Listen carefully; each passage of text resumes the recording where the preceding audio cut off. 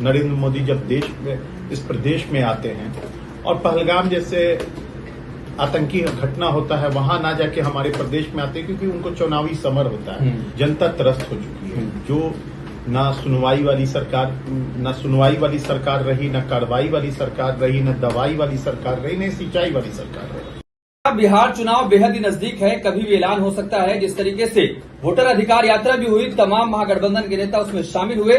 तो बिहार चुनाव पर हमसे बातचीत करने के लिए हमारे साथ मौजूद हैं राजद के नेता मोहम्मद मेहताब आलम। हमसे बातचीत करेंगे कि आखिर बिहार का इस बार मूड क्या है, क्या जनता बदलाव चाहती है। जिस तरीके से नीतीश कुमार कह रहे हैं कि हमने 20 साल बिहार चलाया, बिहार को बहुत कुछ दिया है, बिहार में कुछ भी नहीं था, वो दावा कर रहे हैं कि शाम के 6 बजे के बाद पहले कोई निकल नहीं पाता था। तो तमाम तरह के सवाल है, उनसे बातचीत करेंगे और जानने की कोशिश करेंगे आखिर बिहार का माहौल क्या है। मेहताब भाई, सबसे पहले स्वागत है आपका। बहुत बहुत शुक्रिया आपका भी और आपके श्रोतागणों का भी।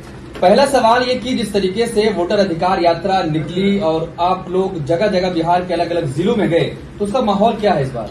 देखिए, माहौल आपको समझना होगा तो गली चौराहों पे जाएं, खेत खलिहानों पे जाएं, चाय की दुकानों पे जाएं, आपको समझ में आएगा कि ये जो मौजूदा हाकिम वक्त है जिससे जनता त्रस्त हो चुकी है। जो ना सुनवाई वाली सरकार रही, न कार्रवाई वाली सरकार रही, न दवाई वाली सरकार रही, न सिंचाई वाली सरकार रही। इन सब मापदंडों पे बिहार अपने आप को ठगा हुआ महसूस करता है।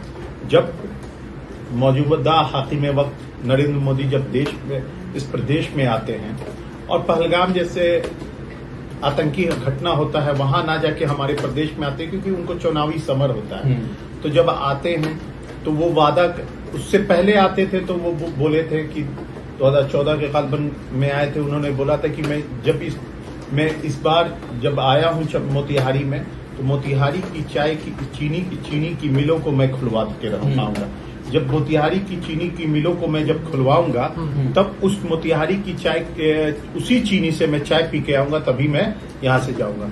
जब वो यहां आते हैं, जो वादा करते हैं और फिर वो फॉल्स कमिटमेंट साबित होता है और आज तक उस चीनी की मिल नहीं चालू होती, तब बिहार के लोगों को समझ में आता है कि वो ठगा हुआ महसूस कर रहे हैं। जब वो गुजरात जाते हैं तो वहां पे इंडस्ट्रियल पॉलिसीज लाते हैं, जब वो गुजरात जाते हैं तो बुलेट ट्रेन देते हैं, और हमारे यहाँ आते हैं तो एक सुपरफास्ट ट्रेन भी नहीं देते हैं। जब वो वहां पे बोलते हैं, जब गुजरात में आप करोड़ों करोड़ों का इन्वेस्टमेंट करते हैं और हमारे यहाँ आप जो वादा करके गए हैं वो भी पैकेजेस हमको नहीं मिलता। लेकिन प्रधानमंत्री कह रहे हैं कि घुसपैठिए आ गए बिहार में, जो युवाओं का रोजगार छीन ले रहे हैं। तो वो अभी ये जो मौजूदा 20 साल की सरकार है वो एनडीए की सरकार थी, क्यों नहीं उनके घुसपैठियों को उन लोगों ने रोकने का काम किया? क्यों नहीं रोकने का काम किया? गृह मंत्रालय तो आपके हाथ में है, आप रोक लेते हैं। और इन्हीं घुसपैठ, अगर जैसा कि वो क्लेम करते हैं, उन्हीं घुसपैठियों के वोट से तो वो सरकार में आए हैं। अगर क्लेम करते, जो कि हम लोगों को इस बात पे ये नहीं है, अगर क्लेम करते हैं और उस पे सरकार में आए हैं, तो बताएं कि वो वोट चोरी करके सरकार में आए या गलत लोगों के वोट पे आए हैं। असल में ये जनता को दिग्भ्रमित करके असल मौजू पे ना बात करके गलत सलत मौजू पे बात करना, अजगर को दंतमंजन बेच देना, अजगर दिखा के दंतमंजन बेचना, जबकि अजगर को दांत नहीं होता है, और गंजे को कंघी बेचने वाले लोग हैं। हक बात बोलने से बचते हैं और मुद्दे की बात नहीं करते हैं, फालतू बातें करते हैं। जब देश में एसएससी का माहौल, एसएससी की आपको प्रदर्शन चल रहा था, उनकी लाखों छात्रों का प्रदर्शन चल रहा था, लाखों छात्रों का एग्जाम्स नहीं होने के बाद, सर्वर क्रैश होने के कारण लोग परेशान थे, और सदन में सोचा जा रहा था कि इन मुद्दों पे सरकार पे इन मुद्दों पे बात होगी। तब रवि किशन जैसे इन्हीं के सांसद खड़ा होकर बात करता है कि समोसा का साइज बड़ा होना चाहिए कि छोटा होना चाहिए, कि यहाँ पे ये रेट होता है, वहां पे ये रेट होता है। तो डिप्रेशन हम लोगों को महसूस होता है, हमें महसूस होता है। हमने एक ऐसी सरकार को चुन के लाया था जो कि जिन्होंने वादा किया था कि हर साल हम नौकरी देंगे, और फिर नौकरी ना देने के बाद में पकौड़ा तलने को रोजगार में जोड़ना है, और हमारे भविष्य के साथ खिलवाड़ करा। तो हम ऐसे जो गवर्नमेंट को उखाड़ फेंकने के लिए तैयार है। अच्छा, प्रधानमंत्री की बात की जाए तो जिस तरीके से उन्होंने कहा कि हमारी मां को अपशब्द कहा गया है, बिहार बंद का ऐलान भी किया गया एनडीए की तरफ से, तो कैसे देखते हैं उसको? देखिए, राजनीति में एक शिष्टाचार होता है, राजनीति में एक शुचिता होती है, राजनीति में एक तरीका होता है। तो आप बताएं कि जर्सी गाय किसने बोला था? आपने बताया कि 50 करोड़ की गर्लफ्रेंड किन्होंने बोला था? किसने बोला था? अब शब्द जो आप बिहार में आके हमारी लालू प्रसाद यादव की बेटी को बारे में किसने बोला था कि हमने उनको सेट कर दिया? आप बोले तो आप करे तो 2020, हम खेले तो गिल्ली डंडा। हमारे तरफ से जबकि बोला नहीं गया है, इस बात का 100% है। जिस व्यक्ति को आपने पकड़ा, आपकी मौजूदा सरकार थी यहाँ पे, एनडीए की गवर्नमेंट, उन लोगों ने पकड़ा, उससे खुद वहां की एसपी, डीएसपी, डीएम ने इस बात को कबूलनामा में कबूला है कि इस व्यक्ति का कोई भी तरह से राजद से और कांग्रेस से और या उनके अलाई पार्टियों से कोई लेना देना नहीं है। तो जब उस व्यक्ति का कोई लेना देना हमारे साथ नहीं था, तो इन लोगों को किस लोगों ने भेजा था? आप समझिए, these are all are the propaganda. वो जानते थे, जान रहे थे, समझ रहे थे कि इस मुहिम से जनता कनेक्ट होने लगी है, एसआईआर मुद्दे से जनता कनेक्ट हो रही है, जनता के बीच में इनकी थूतू हो रही है, जनता अवेयर हो गई है और जनता ये बात बोलने लगी कि सिंहासन खाली करो, जनता आ रही है। तब ये डर गए। तो इस तरह की, मतलब इस बार बिहार बदलाव के मूड में है। बिहार एक क्रांतिकारी जगह है। आपके श्रोताओं को और आपको सबको जानने की जरूरत है। जब जब देश में अराजकता फैली है, जब जब देश में निरंकुशता फैली है, जब जब देश में बातिल निजाम का एस्टेब्लिशमेंट हुआ है, तो इस बातिल निजाम के जबर को जेर करने के लिए बिहार हमेशा अपने आप को एक कदम आगे बढ़ा, तो पूरा देश उसके साथ आगे बढ़ा। तो इस बार बदलाव का बयार है।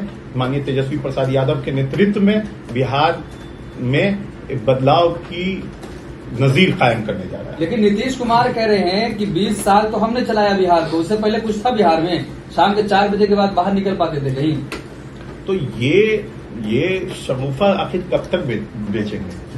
अगर आपके पास और कोई बताइए, कोई मौके, आप पहले 20 साल पहले तो पारस जैसे हॉस्पिटल में गोलियां भी नहीं चलती थी। तो इस तरह की बातों को करके आप डिफेम डिमीन करके लोगों को बरगला के कितने दिनों तक रख सकते हैं?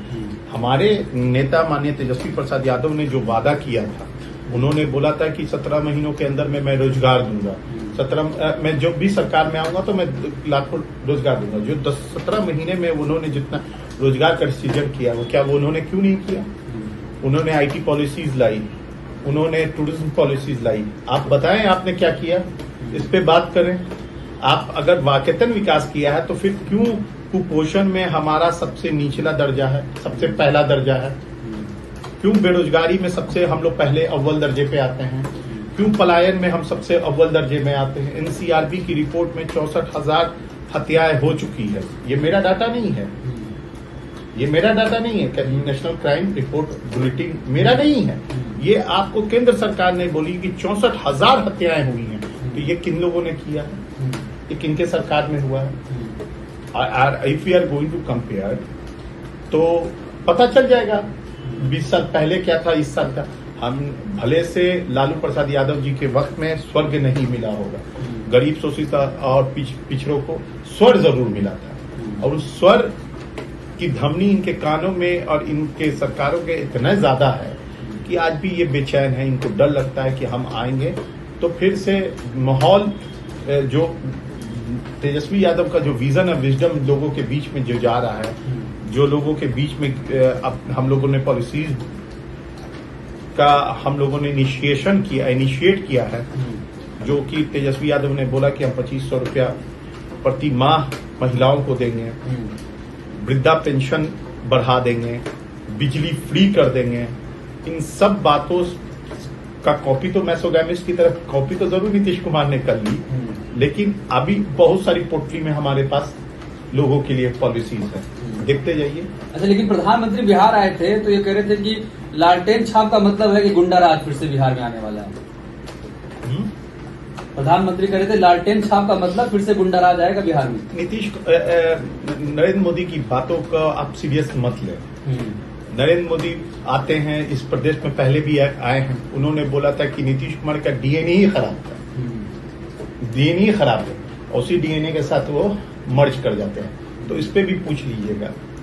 नरेंद्र मोदी के क्या बात करना, जो व्यक्ति आज तक मीडिया को फेस ना किया हो, जो डिलीवर करके भाग जाता हो, जो किसी को आज तक मीडिया कॉन्फ्रेंसिंग नहीं किया हो, उसकी बातों को क्या लेना। और वो उसी तरह के मीडिया को फेस करते हैं जो उनसे पूछती है कि आम चूस के खाइएगा कि काट के खाते हैं, आप दाहिने हाथ में घड़ी पहनते हैं कि बाएं हाथ में पहनते हैं। तो आप समझिए उनकी बातों को क्या सीरियस लेना। जनता बहुत बखूबी समझ रही है कि आप अजगर दिखा रहे हैं और अपना दत्तमंजन बेच रहे हैं। जीएसटी का दाम घटा के सीमेंट पे अपने दोस्तों और अडानी जैसे दोस्तों को फायदा पहुंचा रहे हैं, क्योंकि सबको पता है कि सबसे सारी सीमेंट कंपनीज किसकी है। तो सब समझ रहा है, ये पब्लिक है, ये सब जानती है। बेवकूफ बनाना छोड़ दे। हम लोग उड़ती चिड़िया को बिहार में लोग हल्दी लगाते हैं, इस बार हल्दी लगाने का काम हम करेंगे। मतलब मोदी जी पे भरोसा नहीं है? मोदी जी पे कभी भी भरोसा नहीं था। मोदी जी पे कभी भी, Modi is accidental prime minister, और जब प्राइम मिनिस्टर बन गए हैं तो आप बताइए, इन्होंने तो वादा किया था 400 पार, कहाँ आके रुके हैं? बैसाखी पे है सवाल, बैसाखी कब छूट जाएगी इसका कोई जवाब नहीं है। तो नरेंद्र मोदी पे फॉल्स कमिटमेंट करके लोगों को आप बरगला के आपने बोला कि लाइन में लग जाइए, काला धन वापस आएगा। कहाँ है काला धन? इन्होंने बोला था 15 लाख रुपया दे दीजिए, कहाँ है 15 लाख रुपया? 15 लाख रुपया मिलेगा, कहाँ है 15 लाख रुपया? इन्होंने बोला था दाऊद का कॉलर पकड़ के लाएंगे, कहाँ है दाऊद का कॉलर? हाँ, ये अलग सी बात है, पाकिस्तान गए बिना इन्फॉर्म किए हुए बिरयानी खाने की, अब बिरयानी खा के आ गए, लेकिन इनसे कुछ होने वाला नहीं है। जनता सब समझ चुकी है। हाँ, इतना जरूर किया है कि हर जिला में इन्होंने अपना करोड़ों का कार्यालय जरूर बनाया है, बेहतरीन शानदार कार्यालय बनाया है। और देश की हस्तिनापुर में, दिल्ली जिसे कहते हैं, दिल्ली में इन्होंने बेहतरीन 5 स्टार होटल नुमा अपना कार्यालय जरूर बनाया। इन्होंने ये काम जरूर किया है।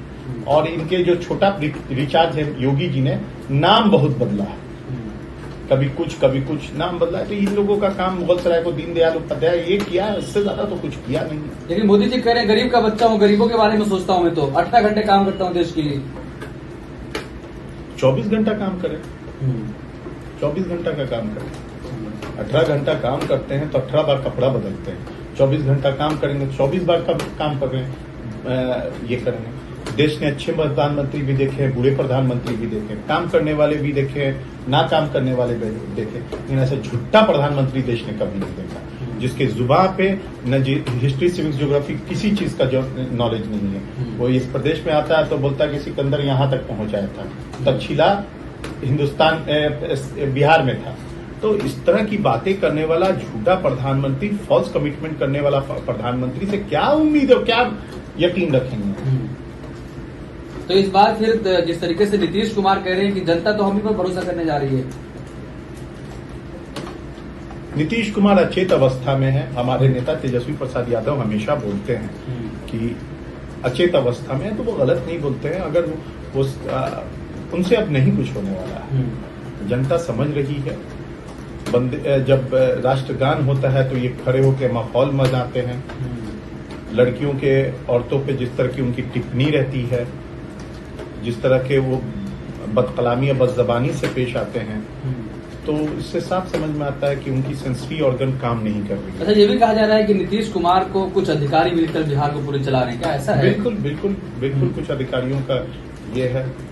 जनता का राज नहीं है, ये अधिकारियों का राज है। जनता का राज आने वाला है। Democracy to the people, by the people and for the people होता है। और इस डेमोक्रेसी को एस्टैब्लिश करने के लिए माननीय तेजस्वी प्रसाद यादव अपनी तन मन धन लगा के लोगों के बीच में पहुंच चुके हैं कि ये टू द पीपुल हो जाए, bye the people and for the people हो जाए। नहीं तो ये जो मौजूदा जो सरकार है वो to the government, by the government and for the government, to the अधिकारी, बाय द अधिकारी एंड फॉर द अधिकारी है। ये अपने हिसाब से चला रहे हैं। इन सब चीजों से हम लोगों के मिजाज खिन आ चुका है। लोग बहुत जल्दी इनको, मतलब संविधान बचाने की लड़ाई है भाई, संविधान बचाने की लड़ाई है। तभी ना हम वोट के अधिकार के लिए, जो संविधान ने हमें वोट का अधिकार दिया था, हमारे और आपके और प्रधानमंत्री और दीगर तमाम लोगों के, हर एक व्यक्ति के वोट का अधिकार और वोट की समानता का अधिकार बचाने के लिए हम रोड पे हैं। जब जब आप देख रहे होंगे लगातार हम रोड पे आ रहे हैं संविधान ही बचाने के लिए, क्योंकि हमारा ये देश की खूबसूरती तभी है कि जब देश में हम भारत के संविधान से ही देश की खूबसूरती। अच्छा, तेजस्वी यादव पे बिहार की जनता क्यों भरोसा करे? कुछ तो तेजस्वी यादव के पास विजन होगा या कुछ ऐसा करना चाह रहे होंगे बिहार के। तेजस्वी यादव पे बिहार की जनता इसलिए विश्वास करे कि वो व्यक्ति मैन ऑफ कमिटमेंट है। A man is known by his word है। जो उसने कमिटमेंट किया था, जो उसने बोला था, आज तक जो उसने बोला था उसने वो पूरा किया। उसने बोला था कि मेरी सरकार पहली सरकार बनेगी, मेरी पहली कलम से नौकरियों का सृजन होगा। लाखों नौकरियों का सृजन हुआ। उसने बोला था कि मैं जैसी सरकार में आऊंगा, जैसी सरकार के वजूद में आऊंगा, वैसे ही आपको सबसे प्राइमरी काम करूंगा कि आपको जो खिलाड़ी मेडल लेके आएगा मैं उसको नौकरी दूंगा। आपने देखा वो हुआ। उसने जो बोला था, जो जैसे बोला था वैसे उसने उस चीज को इम्प्लीमेंट किया। आज तक अपने बातों से कभी पीछे नहीं हटा है। युवा है, वो युवा टूट जाना पसंद करता है, झुकना पसंद नहीं करता है। ये बातिल निजाम के सामने अपने आप को झुकाया नहीं, कोई तरह का कॉम्प्रोमाइज कभी नहीं किया और हमेशा जनता के बीच में टू द पीपल बन के रहा। अच्छा, एक और नई पार्टी है जन स्वराज। प्रशांत किशोर कह रहे हैं कि तेजस्वी यादव को इस बार हरा कर रहूंगा, मैं जहां से चुनाव लड़ेंगे उनके खिलाफ भी लड़ूंगा। प्रशांत किशोर